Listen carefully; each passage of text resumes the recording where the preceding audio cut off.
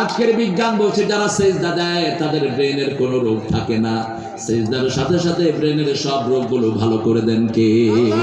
সে আল্লাহ বলছেন, ইয়া আইয়ুহাল্লাযীনা আমানু ইযা নুদিয়া লিস-সালাতি মিন ইয়াউমিল জুমআহ ফাসআউ ইলা যিকরিল্লাহি ওয়া দারুল যালিকুম খায়রুল লাকুম ইন কুনতুম তা'লামুন। ঘরে ঢুকেই শোয়ার আগে বাচ্চাদের খবর নেবেন, 5 ওয়াক্ত নামাজ পড়েছে কিনা, বিবির খবর নেন, মেয়ের খবর নেন। কারণ কিয়ামতের ময়দানে প্রথম হিসাব হবে কিসের? আরো জোরে বলেন। আর বিচার হবে কিসের? বিচার হবে কিসের? এই যে জান না কিসের বলেন? খুনের। ওই খুনিকে জিজ্ঞেস করা হবে, কেন 1500 ছেলেকে হত্যা করেছিলি? কেন 57 জন আর্মি অফিসারকে হত্যা করেছিলি? কেন হত্যা করেছ হেফাজতের আলেমদেরকে? ঠিক কিনা? কেন হত্যা করেছো? গুম করে অসংখ্য বাবাকে কেন হত্যা করেছো? আয়না ঘরে কেন হত্যা করেছো অসংখ্য মানুষকে? আসামির কাঠ গড়ায় দাঁড়াবে বিচারকেরা। এখন তোমরা পতাকা লাগায় ঘুরো, রেডি হও। চৌধুরী শাহজাহান চৌধুরী চট্টগ্রামের, তিনি গত বছর কোর্টে দাঁড়িয়ে বলছিলেন, এই বিচারপতি শোনো, আজকে আমি আসামির কাঠ গড়ায়, আর কিয়ামতের ময়দানে তুমি থাকবে আসামির কাঠ গড়ায়। আমি হব বাদী, তুমি হলো আসামি।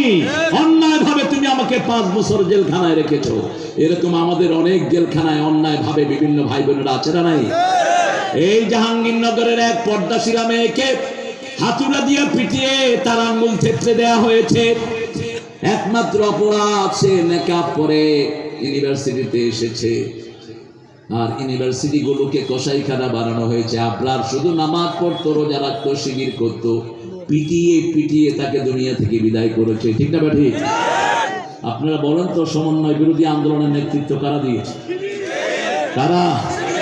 আর শিবির আর জামাত আর বিএনপি, এদের মধ্যে একটা সম্পর্ক আছে না নাই? আগে থেকে আগে থেকে আছে না? আগে থেকেই আল্লাহ যেন এই ঐক্যকে টিকিয়ে রাখে। কারণ জিয়াউর রহমানের ব্রিফকেসে একটা জিনিস পাওয়া গেছে। কি সেটা বলেন তো? কি পাওয়া গেছে? আর কি পাওয়া গেছে? একটা তসবিহ, একটা তসবিহ। আর ব্রিফকেসটা বোধহয় খুব দামি ছিল না? কি ছিল? ভাঙা ছিল। এই আদর্শ যেন ওরা থাকে। নামাজ আছে যেখানে, ঐক্য আছে। আমরা এখানে যারা এসেছি, আমরা সবাই কাকে ভালোবাসি? আমরা ওদের মতো কারোর উপর জুলুম করব না। যদি কোনো অপরাধীকে আমরা পাই, আমরা আইনের কাছে সমর্থ করব। ঠিক না বেটি? নিজের হাতে আইন তুলে নেওয়া কখনো সুন্নাত সম্মত হতে পারে না। রাসূল সাল্লাল্লাহু আলাইহি ওয়াসাল্লাম মক্কায় কারো প্রতিশোধ নেন নাই, মদিনায় গিয়ে তাদেরকে বিচারের আওতায় এনেছেন। বিচার আল্লাহ যা বলেছে তাই সিদ্ধান্ত নিয়েছেন। ঠিক না বেটি? এই জন্য আমরা একটা জায়গায়